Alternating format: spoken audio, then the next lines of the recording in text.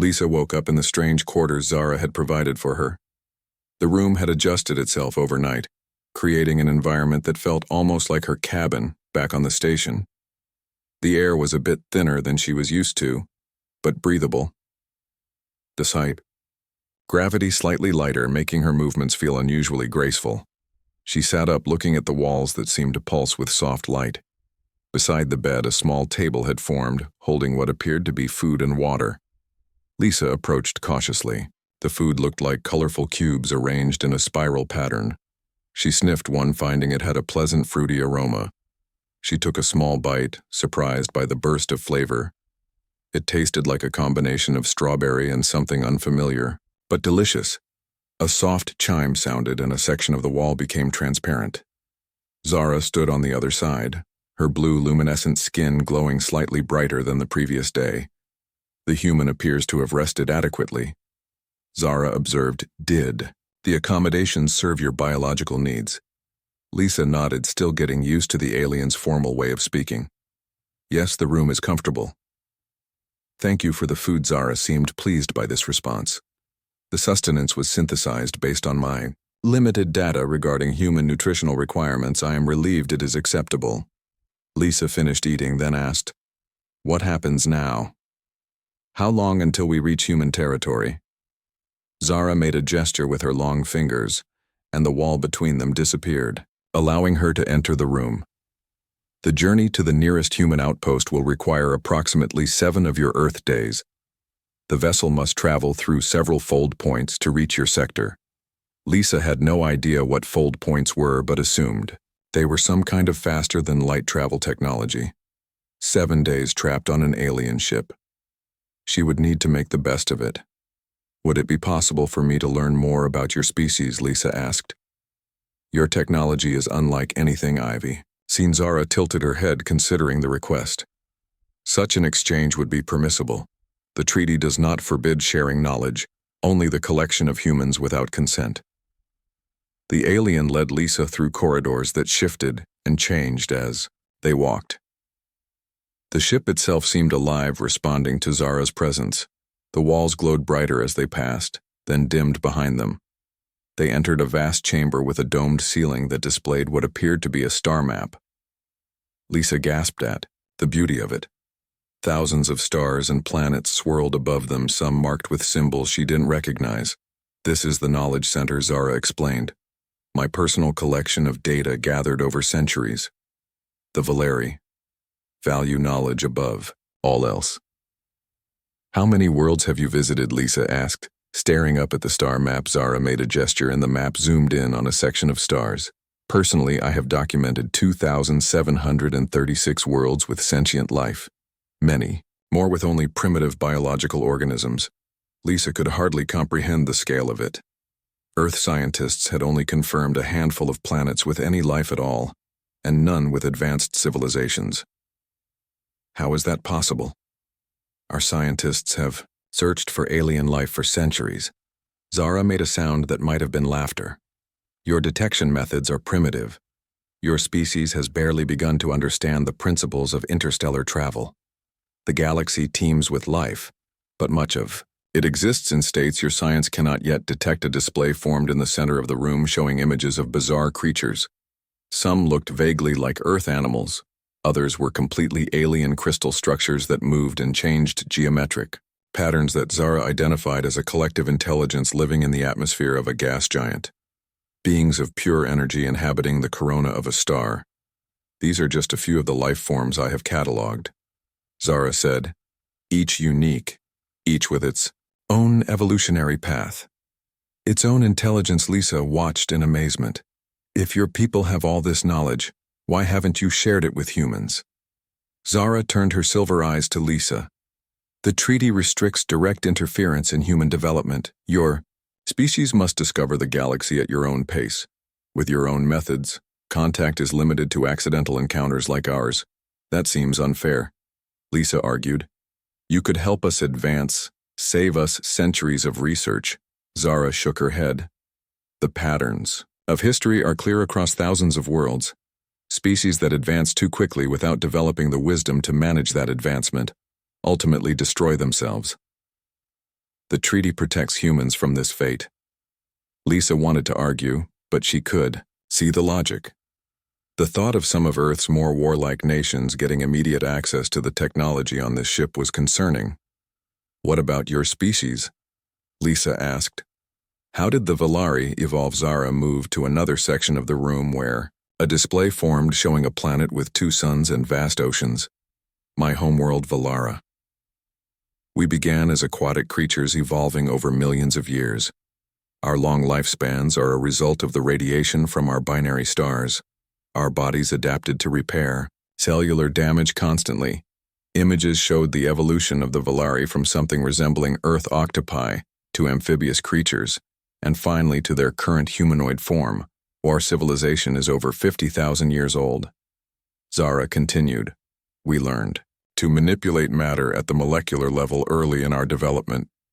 This ship is not built, but grown from specialized organisms that respond to our thoughts." Lisa reached out to touch a wall, feeling it warm and slightly yielding under her fingers. "Like living tissue, it's alive, not precisely alive," Zara corrected. "A biological construct. Programmed matter that follows specified parameters. The ship is an extension of myself." Over the next few hours, Zara showed Lisa more of the vessel, the engine, room where strange crystalline structures pulsed with energy, the observation deck with views of space unlike anything Lisa had seen through the reinforced windows of Earth ships, the collection chambers where specimens from countless worlds were preserved in suspended animation. Lisa found these chambers disturbing. "You keep them like this for how long?" "The preservation is temporary," Zara explained.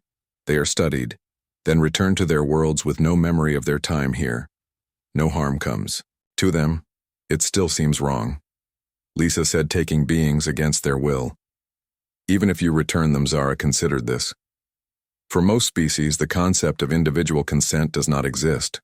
They live by instinct and biological imperative. Humans are different. Your sense of self, your concept of rights and autonomy is rare among the species I have encountered." This conversation seemed to trouble Zara. Her skin color shifted, slightly dulling from its usual bright blue. "Your perspective challenges beliefs I have held for millennia. Perhaps there is wisdom in the human view I had not considered." They continued through the ship to what Zara called the recreation chamber, a large room where the floor walls and ceiling could transform to simulate environments. "From any world in Zara's database would you like to see your Earth?" Zara asked. "Or perhaps something more exotic?" Lisa thought for a moment. "Show me your homeworld." Zara seemed pleased by this request. The room darkened, then transformed around them. The floor became a beach of purple sand. The walls displayed a vast ocean of deep teal water. 2 suns hung in the artificial sky, one larger and orange, the other smaller and blue. The air filled with a salty scent and a warm breeze. "The southern continent of Valara during the season of dual alignment," Zara explained. "Our equivalent of your summer, though it lasts for what you would consider 2 Earth years." Lisa walked along the simulated beach, feeling the strange sand between her toes. "It's beautiful," Zara nodded. "The simulation includes only visual, auditory, and basic tactile elements.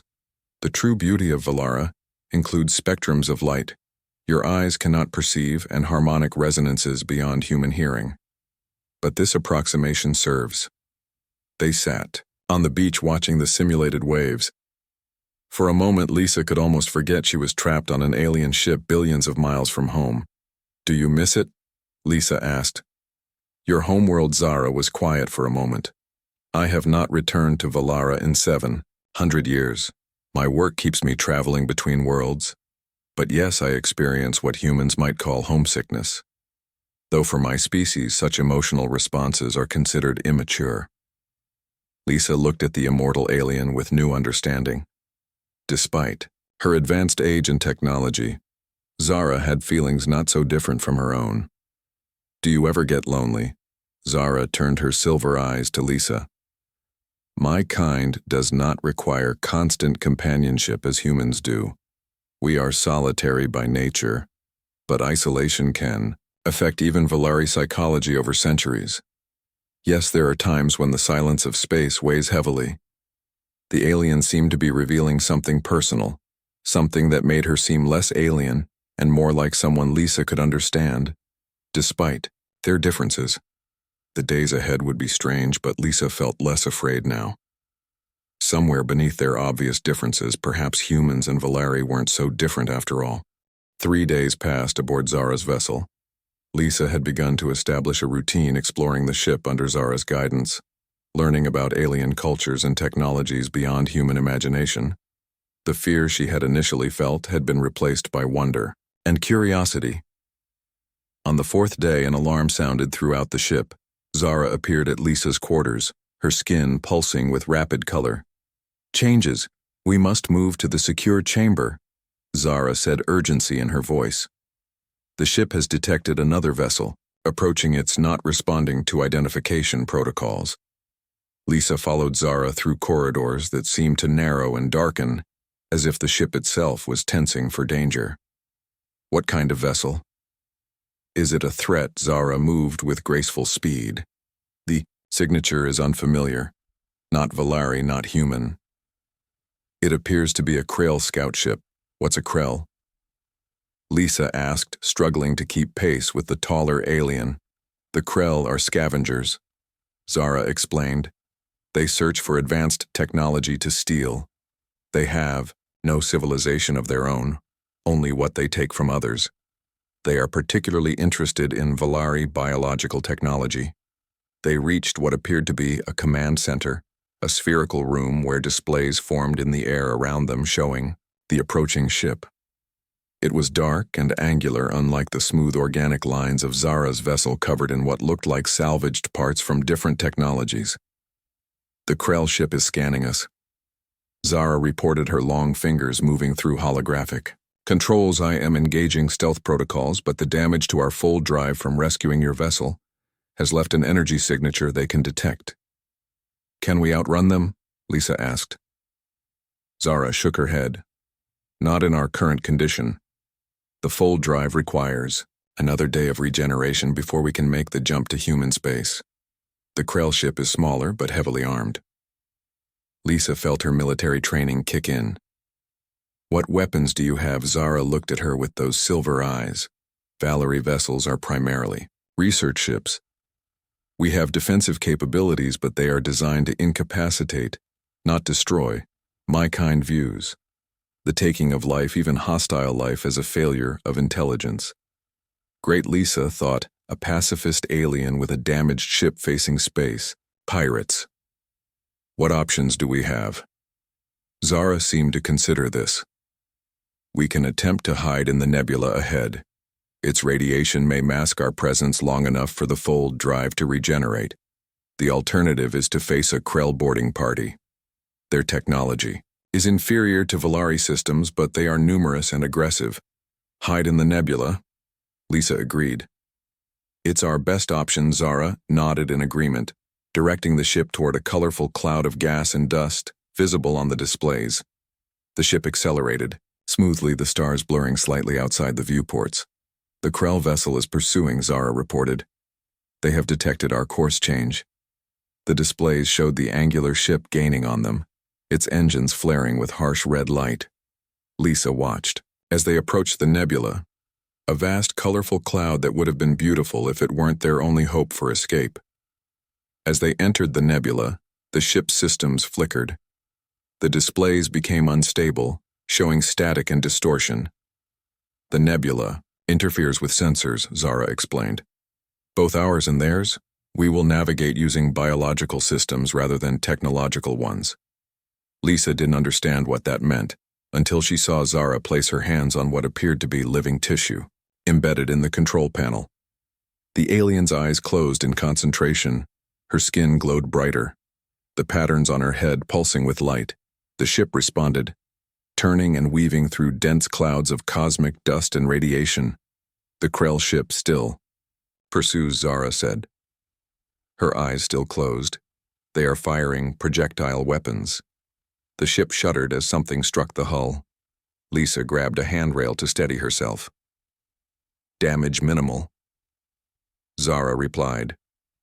"The outer membrane has already begun repairs, but we Cannot sustain multiple impacts. The ship dove deeper into the nebula, the view outside now completely obscured by swirling colors and dust. Zara guided the vessel with what seemed like intuition, rather than instruments her connection to the ship, allowing her to sense a path through the danger. "We have temporary advantage," Zara said. "The Krell rely on technology that is struggling in this environment, but they are adaptive. They will modify their systems." "How long do we need to stay hidden, Lisa?" asked Zara. Opened her eyes briefly. 20 hours for minimum fold capability. Longer would be safer. They don't have to find us, Lisa realized. They just have to keep us trapped in this nebula until they can bring more ships. Zara nodded grimly. "An accurate assessment. We must find a way to disable their vessel without destroying it." "The taking of life," Lisa interrupted.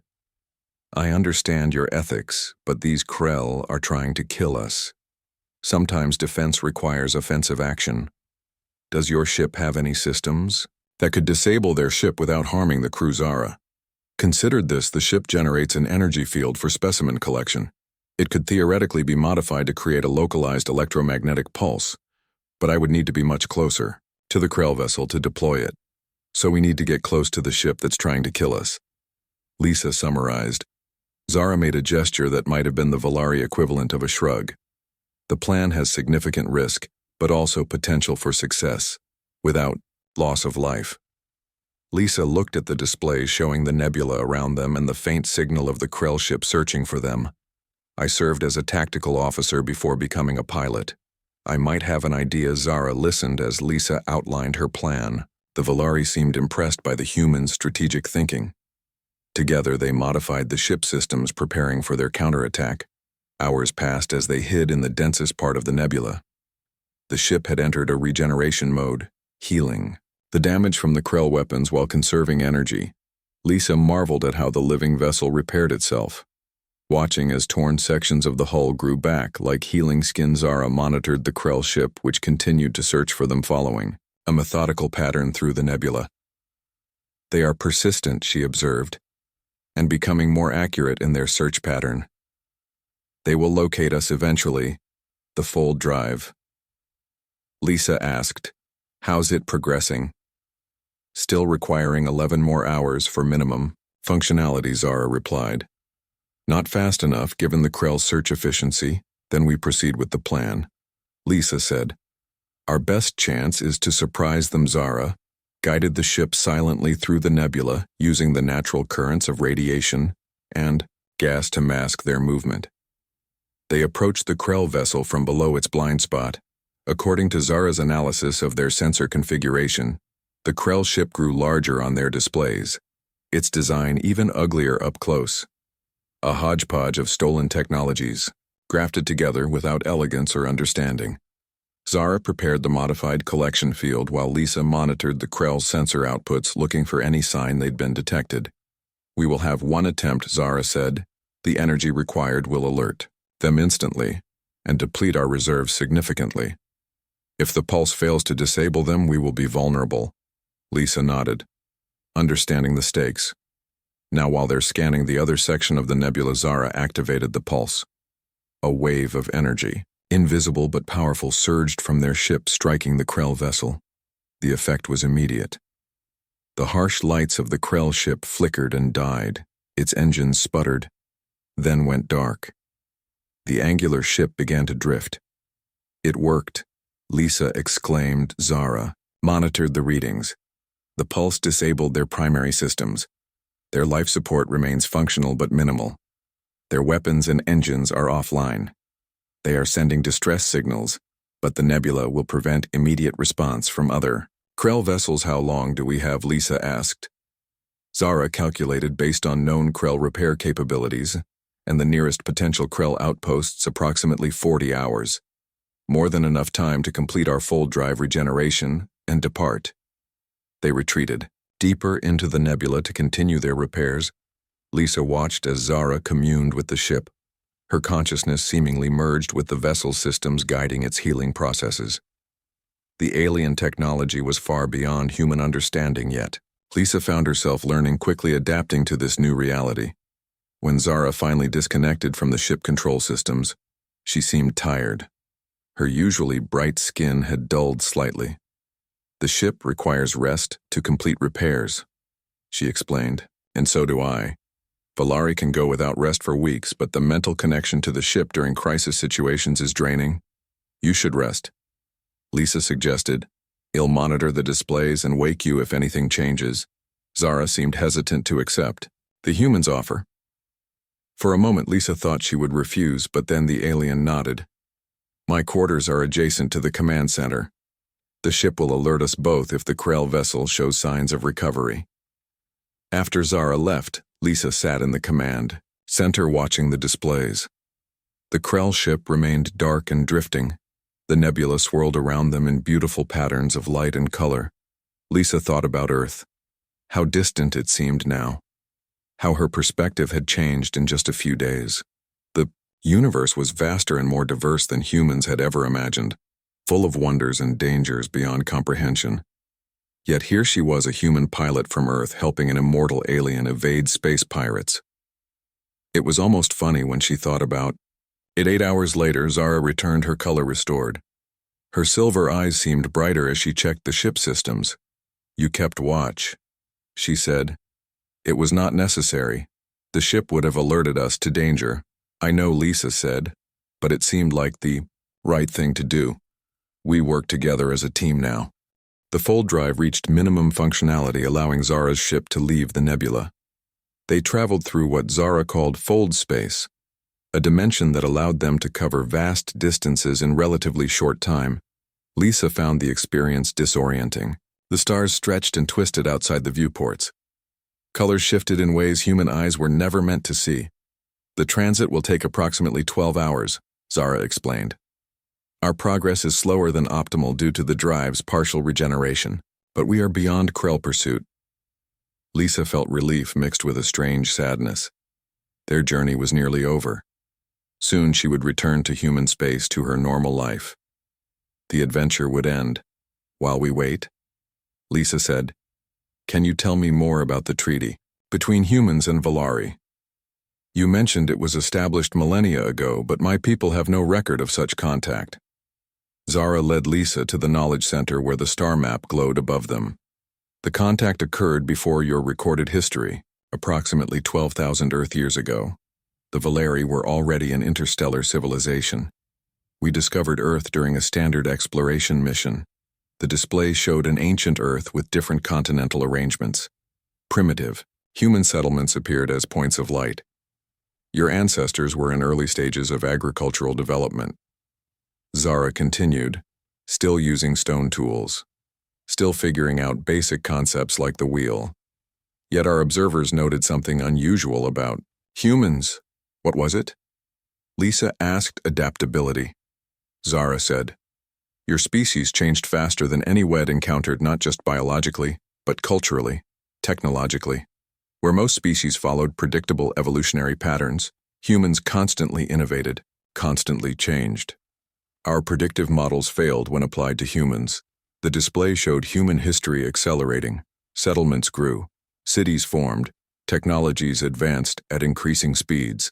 The Valari High Council debated intervention. Zara explained, some believed your species should be guided. Others thought humans should be studied as an anomaly. The deciding factor came when our most advanced temporal mathematicians calculated human potential. Lisa leaned forward. What did they calculate? Zara gestured, and the display showed a series of equations incomprehensible to Lisa. They determined that under the right conditions, humans would advance from stone tools to interstellar travel in less than 15,000 years, a pace unprecedented in any species we've ever encountered. The potential timeline showed humans potentially surpassing Valari technology within 20,000 years. Lisa felt a surge of pride. That seems hard to believe. Zara looked at her. Not to the Valari. We have observed millions of years of evolutionary patterns across thousands of species. Most take hundreds of thousands of years to advance from primitive tools to basic space travel. The Valari required 90,000 years. Humans were projected to do it in 15,000. And you are currently ahead of even that accelerated schedule. The treaty was created as a safeguard. Zara continued, the Valari would not interfere with human development, would not collect humans for study, would limit contact to prevent technological contamination. In exchange, humanity would be granted an unchallenged developmental zone extending 200 light-years from Earth. But if this happened 12,000 years ago, Lisa said, why don't humans know about it? Few humans who encountered Valari were returned to Earth with modified memories, Zara explained. The treaty itself was stored in our deepest archives, awaiting the day when humans achieved interstellar travel and could be formally recognized as equals.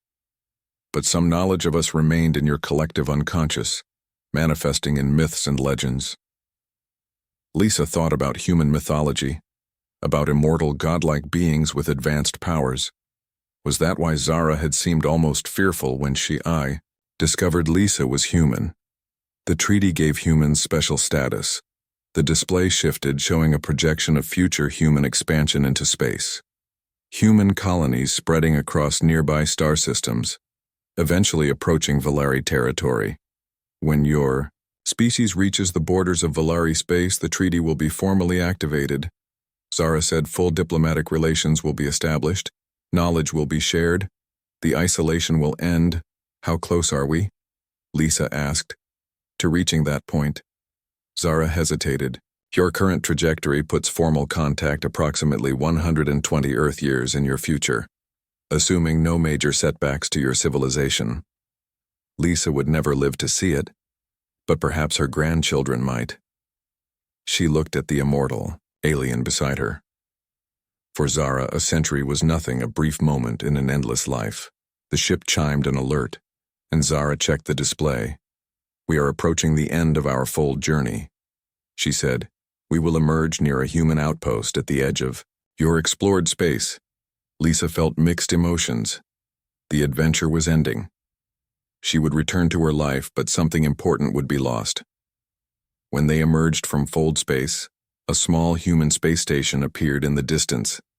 Lisa recognized the design, a frontier monitoring post likely with a crew of 20 or 30 people. They would have communication equipment that could contact the main fleet.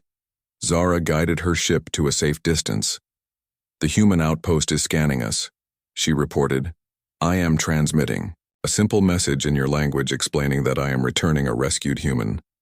Their response indicates confusion, but they are preparing to receive you.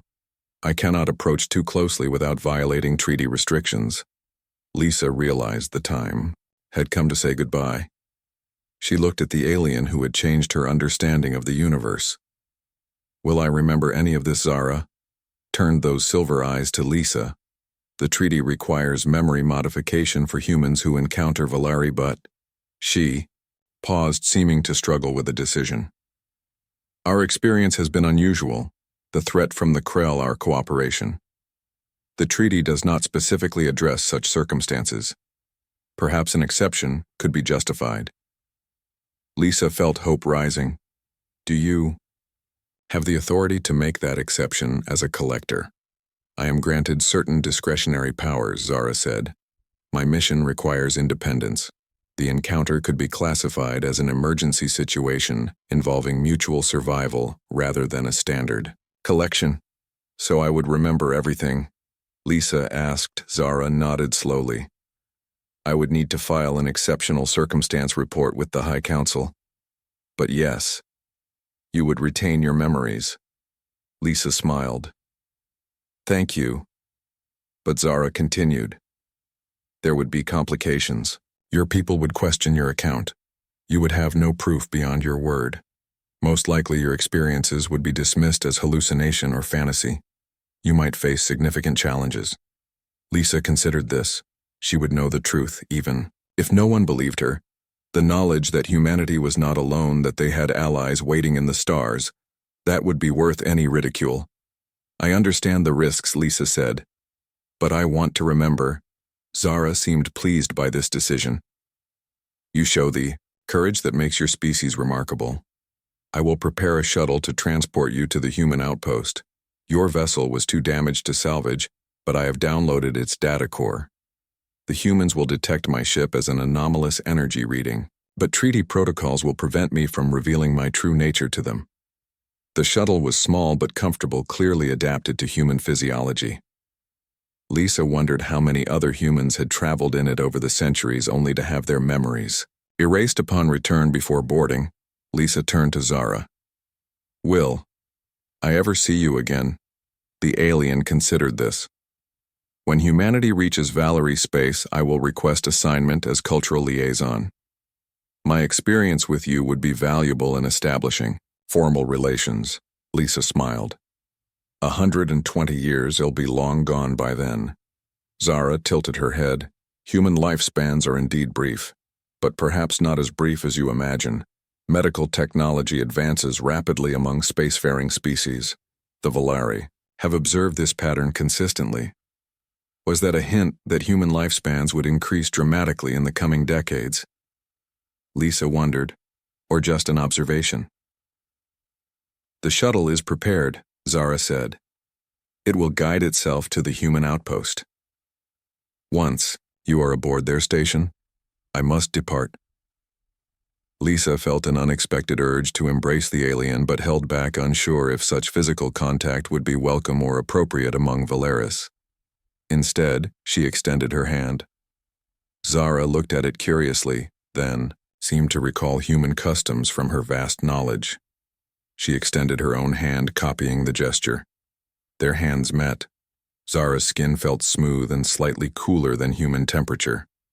The contact lasted only a moment, but it represented something profound. The connection between two vastly different beings who had found common ground. "Thank you," Lisa said, "for everything. The experience has been equally valuable to me," Zara replied. "Your perspective has caused me to reconsider principles I have held for millennia." Perhaps the treaty was wise in more ways than the founders realized. Humans have much to teach, even those who have lived for thousands of years. Lisa boarded the shuttle feeling a weight of responsibility. She would carry knowledge few humans possessed, the awareness that humanity was part of something greater, a cosmic community waiting for them to mature enough to join. As the shuttle departed, Lisa watched Zara's ship through the viewport. The beautiful organic vessel pulsed with soft light, then in a flash of energy it disappeared, folding back into that strange dimension where normal physics didn't apply. 6 months had passed since Lisa's return to human civilization. The debriefings had been extensive. Her story met with skepticism, despite the mysterious shuttle that had delivered her to the frontier station. The military scientists examined the alien food cubes she'd brought back in her pockets. The technology of the shuttle itself, which was unlike any human design, without conclusive proof. Her account was officially classified as a stress reaction to isolation trauma. Most believed she had hallucinated during the time her ship was missing. But a few believed, especially those who had examined the shuttle with its biological components, that defied human analysis. Lisa had been returned to active duty, but assigned to administrative work on Earth. A subtle punishment for insisting her story was true. She maintained her claim, refusing to deny what she'd experienced. She sat in her small apartment in Seattle, staring at the night sky through her window. The stars seemed different to her now, knowing what was out there, the vastness of life throughout the galaxy, the ancient civilizations humans knew nothing about. The doorbell rang. Lisa wasn't expecting visitors. She opened the door, finding a tall woman in a simple gray suit. Her appearance was striking, beautiful but unusual. Her skin very pale. Her eyes unusual, though Lisa couldn't quite define how. "May I come in?" The woman asked, her voice melodic with an accent Lisa couldn't place. Lisa hesitated, then nodded, allowing the stranger inside. The woman moved with unusual grace, taking a seat only when Lisa gestured to a chair. "You do not recognize me," she said. "It is not surprising. This form is designed to appear human." Lisa stared. Then understanding dawned. "Zara." The woman smiled. "The biological adjustments are extensive but temporary. I cannot maintain this form indefinitely, but it allows me to move among humans without detection. Lisa sat down, feeling lightheaded. Why are you here? Zara looked around the apartment, examining the human living space with curiosity. My report to the High Council regarding our encounter generated significant interest. The exception I made, allowing you to retain your memories, has been reviewed. The Council wishes to establish limited contact to monitor human reaction to knowledge of other intelligent species. You were deemed an ideal subject for this experiment. Lisa tried to process this. The Valeri High Council was watching her, using her as a test case, but something didn't make sense. You said formal contact wasn't supposed to happen for over 100 years. Zara nodded. This is not formal contact. This is controlled observation, an amendment to the treaty, not a violation. Some on the Council believe humanity may be advancing faster than our original projections. They wish to gather current data. Lisa looked at the disguised alien, seeing now the subtle signs of her true nature. The too perfect posture. The way she examined everything as if cataloging it. The slightly unnatural cadence of her speech. How many others know you're here? No others, Zara replied. This visit is classified at the highest levels. I have temporary authorization to interact with you alone. Why me? Lisa asked. Zara tilted her head in that familiar way. Our shared experience fighting the Krell demonstrated unusual compatibility between our species. Our cooperation was unexpected. Successful. The Council found this significant. Lisa wasn't sure how to feel. The alien had returned, but under orders as part of an experiment, not from personal choice. Yet she couldn't deny her happiness at seeing Zara again. How long will you stay? Lisa asked. Zara seemed to consider this. 1 of your months. Perhaps longer if the data gathered proves valuable. I have established a cover identity as a visiting researcher at your university's astronomy department. A month, Lisa thought. The alien would be here for a month, observing her reaction to extraterrestrial contact. The implications were enormous. What happens after that? Lisa asked. Zara hesitated. The Council will evaluate the results. If human reaction to knowledge of alien life is deemed stable, constructive diplomatic contact might be accelerated. If not, the original timeline will be maintained. Lisa understood the stakes. Her behavior would help determine whether humanity made contact with advanced alien civilizations sooner rather than later. The responsibility was enormous. Does this mean the memory modification is permanently waived?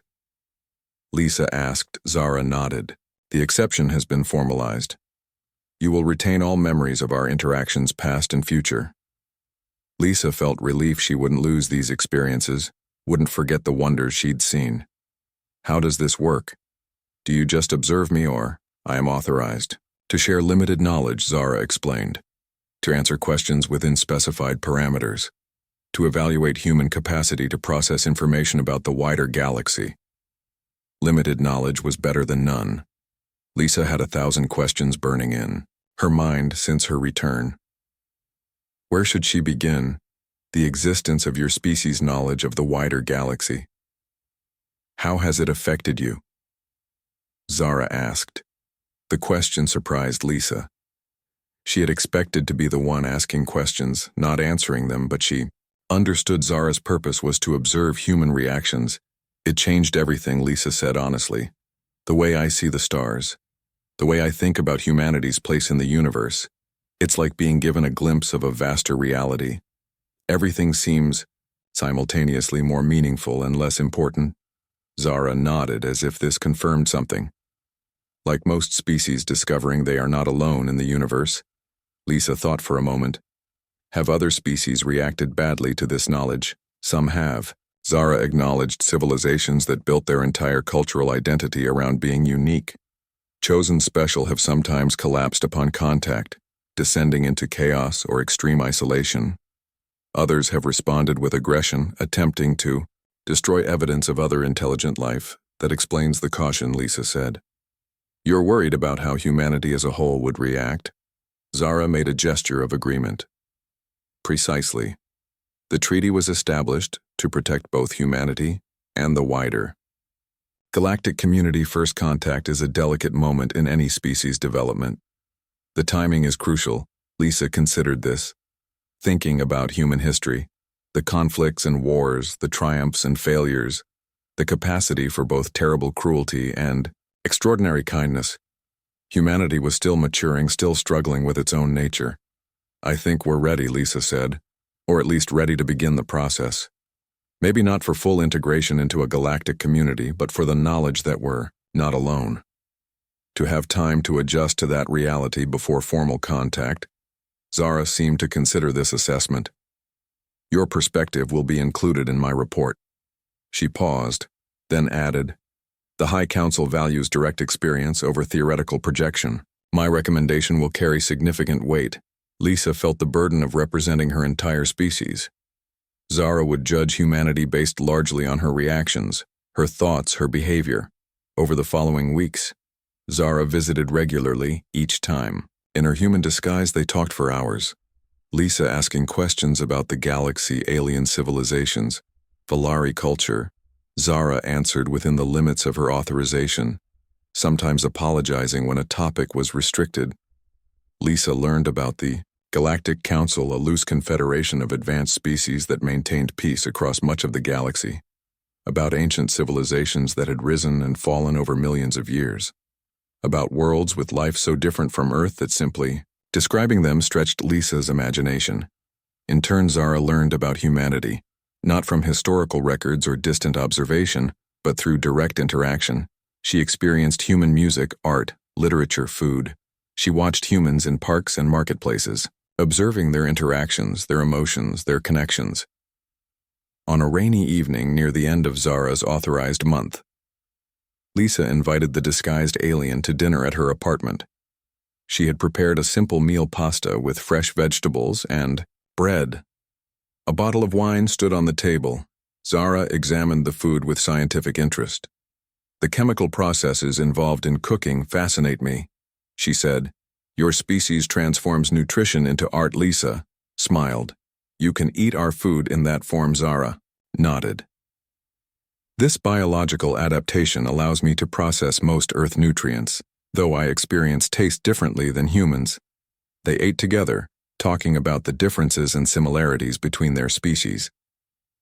Lisa had grown comfortable with Zara's presence, finding in the immortal alien not just a fascinating source of knowledge, but a friend. "Your time here is almost over," Lisa said, finally addressing what she'd been avoiding thinking about. "Will you return to collecting specimens from other worlds?" Zara was quiet for a moment. "My experience here has changed my perspective. I have requested reassignment. The High Council is considering my application for a position monitoring human development more directly." Lisa felt a surge of hope. "Does that mean you'd stay on Earth?" "Not continuously," Zara explained. "But I would return periodically to observe, to document, to prepare for eventual formal contact." It was better than nothing. Lisa thought better than saying a permanent goodbye. "Will I see you during these visits?" Zara smiled, a gesture she'd learned during her time among humans. "That would be my preference, yes. Our interactions have proven most informative." Lisa suspected there was more to it than scientific interest. The connection between them had grown deeper than researcher and subject. But she didn't press the issue as they finished dinner. Lisa asked the question that had been on her mind since Zara's return. What happens now? What happens to humanity? Zara considered this. "Carefully, based on my observations, I will recommend accelerated contact, not immediate, but faster than the original timeline. Perhaps within 50 Earth years, rather than 120. 47 years had passed since Lisa's last meeting with Zara. Her life had continued. She had eventually been promoted back to active flight duty, her story of alien contact gradually fading from official concern. She had married, had children, watched them grow into adults with families of their own. Now at 73, Lisa lived alone in a small house on the Oregon coast. Her husband had passed 5 years earlier. Her children visited when they could, but had their own busy lives. Lisa didn't mind the solitude. She had her memories. Her secret knowledge of what waited beyond Earth medical advances had extended human lifespans considerably. Lisa remained healthy and active despite her age. The treatments available now might give her another 30 years, perhaps more, enough time to see what she had long hoped for. She sat on her porch watching the sunset over the Pacific Ocean, the sky darkening from orange to deep blue, to black stars appearing one by one. Lisa knew them differently than most humans. To her, they weren't just distant suns, but places, potential homes to countless civilizations. A car approached along the coastal road. Unusual at this hour, it parked in her driveway. A tall woman stepped out, elegant in simple clothing, her movements graceful, precise. Lisa recognized her immediately, despite the decades that had passed. Zara approached the porch still in her human disguise, though slightly altered to appear older, perhaps 50 in human years. Her eyes remained the same, though impossible to disguise completely. "You kept your promise," Lisa said, rising from her chair. "You came back," Zara nodded. "Time passes differently for my kind. 47 years is not so long, but I see the changes in you. The biological processes of aging," Lisa laughed, touching her silver hair. "My children are older now than I was when we first met." Zara looked out at the ocean. "Its beauty is remarkable," she said. "Very different from the seas of my homeworld, yet compelling in its own way." Lisa studied the disguised alien, wondering what brought her back after all this time. "Please sit," she offered. "Tell me why you've returned." Zara took the offered chair. "The High Council has made its decision," she said formally. "My recommendation was accepted. The accelerated contact protocol has been approved." Lisa felt her heart race despite her age. Contact. When Zara explained, "The process begins now with expanded observation. A delegation of Valari scientists will establish a research outpost on your moon, hidden from human detection technology. Initially, but disclosure will follow within 5 years. 5 years. Lisa thought she might live to see it, actual confirmed contact between humanity and an alien civilization. Everything would change. Why? Now, Lisa asked. Zara gestured toward the stars, now fully visible in the night sky. "Your species has reached a critical developmental stage. You have established permanent bases on Mars.